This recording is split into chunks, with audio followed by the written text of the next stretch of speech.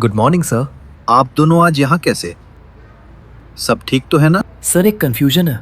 हम दोनों को 11वीं में एडमिशन लेना है मैं जेई की प्रिपरेशन कर रहा हूँ। और मैं नीट की। अच्छा, तो एक फ्यूचर इंजीनियर और एक फ्यूचर डॉक्टर। फ्यूचर का तो पता नहीं सर, फिलहाल तो बोर्ड को लेकर ही फ्यूचर टेंस में है। प्रॉब्लम क्या है? 11वीं और 12वीं के लिए कौन सा बोर्ड चूज करें वो क्लियर नहीं है। सीबीएसई, आईसीएसई, स्टेट बोर्ड, कौन सा बेटर सूट करेगा? तुम दोनों के पास थोड़ा टाइम है? सर बोर्ड डिसाइड करना है, टाइम तो निकालना ही पड़ेगा। परफेक्ट, चलो मेरे साथ। जेई में अच्छा स्कोर करना है ना? ऑफ कोर्स सर, टारगेट तो वही है। और तुम्हें नीट क्रैक करना है? बिल्कुल सर, डॉक्टर बनना है। गुड, तो तुम दोनों का डेस्टिनेशन अलग है, लेकिन जर्नी का एक चैलेंज कॉमन है। क्या सर? कॉम्पिटिटिव एग्जाम की प्रिपरेशन एक लॉन्ग जर्नी की तरह है। जेई हो या नीट, कॉन्सेप्ट्स पढ़ने हैं, क्वेश्चंस प्रैक्टिस करने हैं, टेस्ट्स देने हैं, परफॉर्मेंस एनालाइज करनी है और फिर दोबारा इम्प्रूव करना है। सर सुनने में ही टायरिंग लग रहा है। और करना उससे भी ज्यादा है। एग्जैक्टली, इसलिए इस जर्नी में एक चीज बहुत इंपॉर्टेंट है। हार्डवर्क?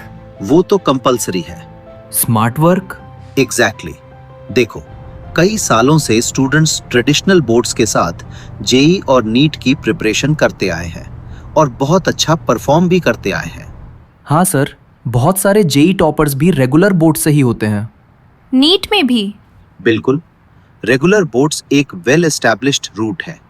बस इस रूट में कॉम्पिटिटिव प्रिपरेशन के साथ school schedule, attendance, school examinations, practicals, pre boards और फाइनल बोर्ड एग्जामिनेशंस सबको मैनेज करके चलना होता है। मतलब डेस्टिनेशन तक पहुंच सकते हैं, बस जर्नी थोड़ी पैक्ड हो सकती है।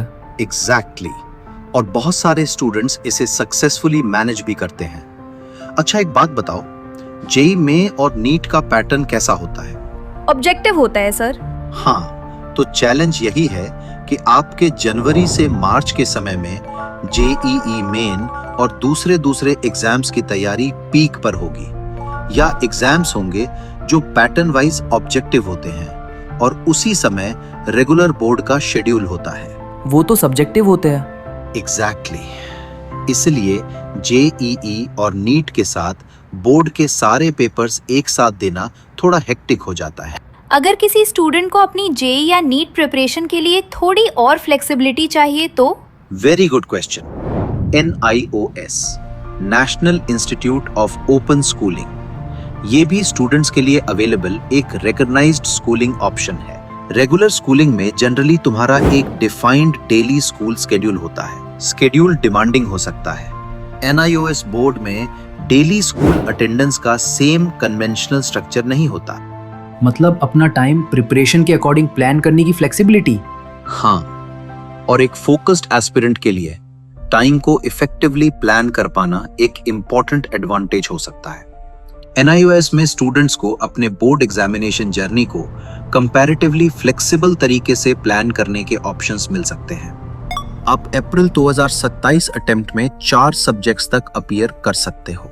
और सर अगर मैं 1 या 2 सब्जेक्ट्स ही अटेम्प्ट करूंगा तो? कोई बात नहीं, जितने सब्जेक्ट तैयार हो उतने अपीयर करो। उसके बाद अक्टूबर 2027 अटेम्प्ट में भी 4 सब्जेक्ट्स तक एज पर प्रिपरेशन अपीयर कर सकते हो। सर फिर बचे हुए सब्जेक्ट्स? अच्छा सवाल।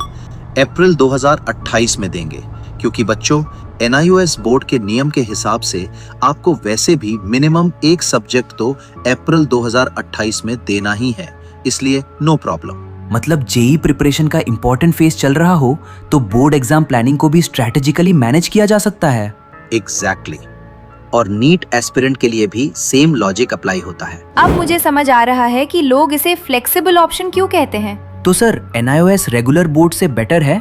किसी स्टूडेंट के लिए रेगुलर स्कूलिंग परफेक्ट हो सकती है, और किसी फोकस्ड जेई या नीट एस्पिरेंट के लिए NIOS की फ्लेक्सिबिलिटी यूजफुल हो सकती है। इसमें बेटर या बेस्ट नहीं, सूटेबल ऑप्शन के तौर पर समझिए। मतलब डिसीजन सिर्फ इसलिए नहीं कि एक ऑप्शन इजी लग रहा है। एग्जैक्टली, डिसीजन लेना है कि मेरे प्रिपरेशन प्लान के लिए कौन सा ऑप्शन सूटेबल है। परफेक्ट। जेईई हो या नीट, सक्सेस का कोई शॉर्टकट नहीं होता। मेहनत करनी ही होगी, कंसिस्टेंसी रखनी ही होगी।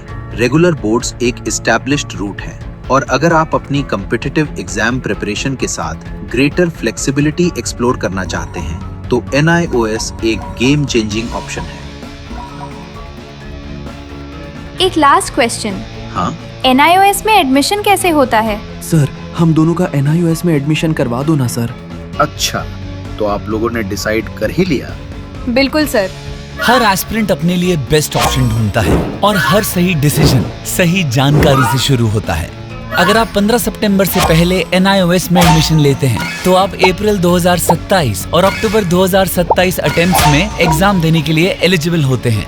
इन दोनों अटेम्प्ट्स में मैक्सिमम 4 सब्जेक्ट्स कंप्लीट करके बाकी पूरा समय आप बिना किसी एक्स्ट्रा डिस्ट्रैक्शन के JEE या नीट की प्रिपरेशन पर फोकस कर सकते हैं। तो देर मत कीजिए, 15 सितंबर से पहले एडमिशन लीजिए, अपनी प्लानिंग स्मार्ट बनाइए और अपने सपनों को एलन के साथ सही दिशा दीजिए।